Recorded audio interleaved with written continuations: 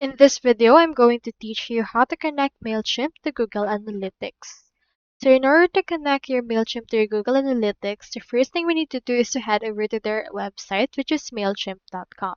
In here, you have two options. You can either log in or you can sign up.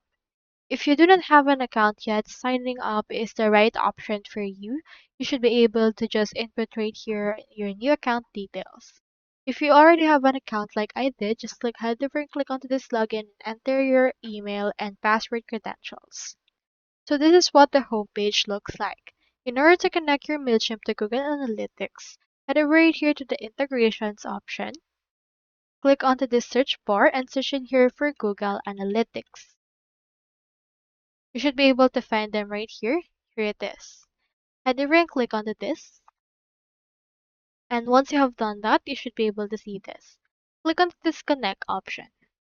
This will open in here this new tab that allows us to connect these two together. So just wait for this to actually load, and once it's done loading, you can see here the precursors in order to connect the two together. Click on the disconnect option right here under the Google. And once you have done that, just wait for this to finish the loading process and choose in here the account that you wish to connect with your Google Analytics. I'll choose in here this one.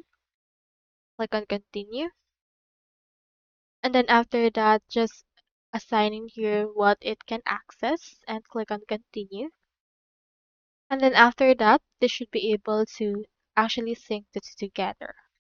So as you can see right here, these two are now connected. You can click onto this test connection right here if you want to test it, and make sure to actually enable all the things that you need in order to connect it and get started all together.